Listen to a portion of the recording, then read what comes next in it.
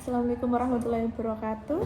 Perkenalkan, nama saya Julita Seratul Wardah, bisa dipanggil Julita atau Juli. Saya adalah CPNS penyuluh keluarga berencana ahli pertama dari perwakilan Kemenduk Bangga BKKBN Daerah Istimewa Yogyakarta.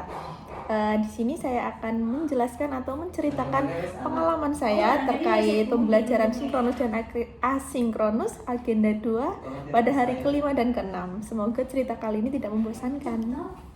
Selama mengikuti pembelajaran sinkronus dan asinkronus pada agenda 2 ini, saya merasa sangat senang dan tentunya banyak pembelajaran yang bisa atau dapat saya ambil.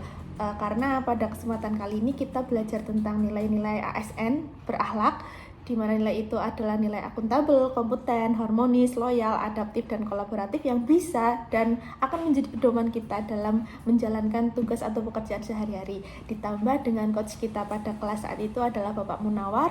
Beliau memberikan kesan yang sangat friendly, sehingga meskipun kelas ini ternyata kelas serius, tapi rasanya seperti mengalir begitu saja dan materinya pun tetap bisa kami simak dan kami tangkap dengan baik.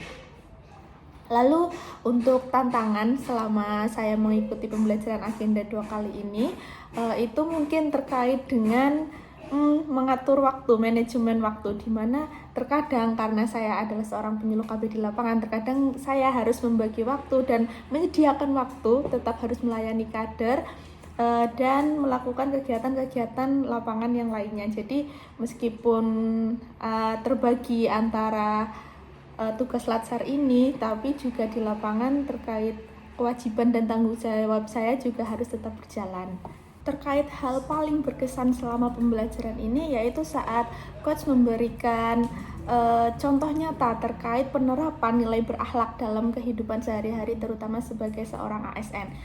Karena meskipun tugasnya sehari-hari berat, tugasnya padat, akan tetapi kalau kita melakukannya dengan senang, semuanya akan menjadi mudah. Seperti pepatah, kalau hati senang, kerja pun jadi tenang.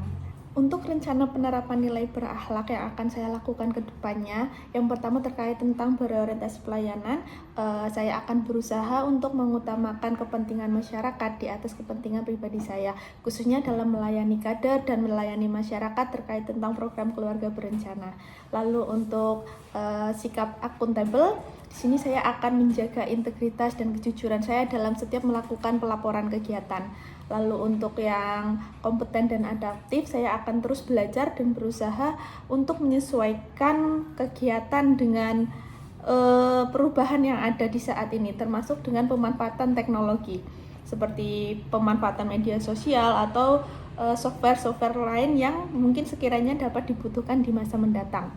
Lalu untuk sikap harmonis dan kolaboratif, saya akan membangun hubungan yang baik dengan rekan kerja, dengan kader, dengan koordinator, dan dengan stakeholder terkait.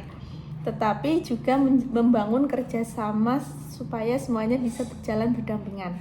Lalu untuk yang terakhir adalah sikap loyal. Saya akan berusaha untuk menjalankan tugas dengan sepenuh hati dan ikhlas. Untuk mencapai sebuah tujuan yang baik, pasti tentunya tidak mudah.